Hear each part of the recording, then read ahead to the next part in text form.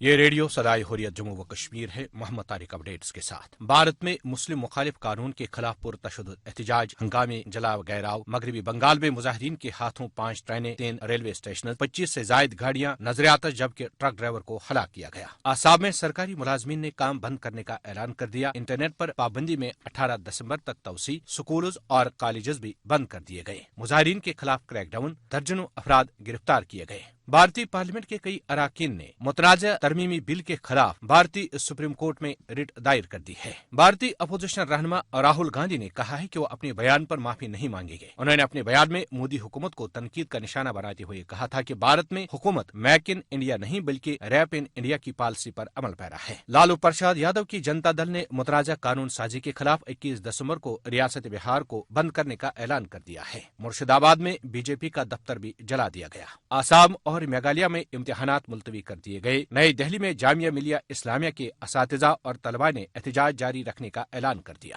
ناگالینڈ میں طلبہ تنظیم ناگا اسٹوڈنٹس فیڈریشن کی کال پر مکمل ہڑتال کی گئی۔ بھارت میں موجودہ صورتحال کے پیش نظر امریکہ، کینیڈا، برطانیہ اور اسرائیل سمیت کئی ممالک نے اپنے شہریوں کو سفری ہدایات جاری کرتے ہوئے شمال مشرقی بھارت کے سفر سے گریز کرنے کا مشورہ دیا ہے۔ مقبوضہ کشمیر میں مسلسل 133ویں روز بھی بھارتی فوجی محاصرہ جاری ہے۔ آزاد کشمیر کے وزیر اعظم راجہ فاروق حیدر خان نے کہا ہے کہ مقبوضہ کشمیر میں تحریک آزادی جاری رہنی چاہیے۔ وہ گزشتہ روز پاکستانی دارالحکومت اسلام آباد میں نیشنل پریس کلب میں کشمیر سینٹر کے افتتاح کے موقع پر تقریب سے خطاب کر رہے تھے۔ اپڈیٹس ختم ہوئے۔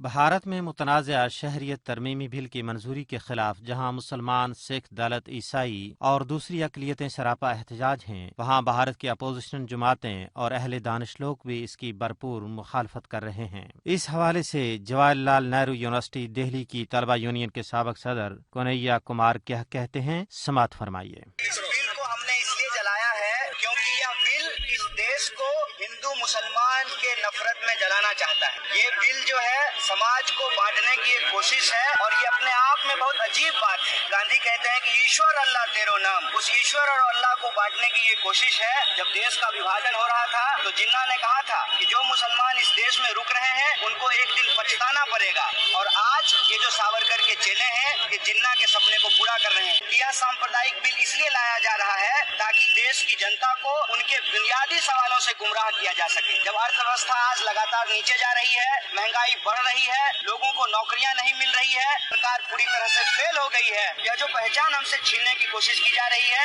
اس کے خلاف دیش ویاپی آندولن ہو رہا ہے، دیش ویاپی آندولن ہوگا۔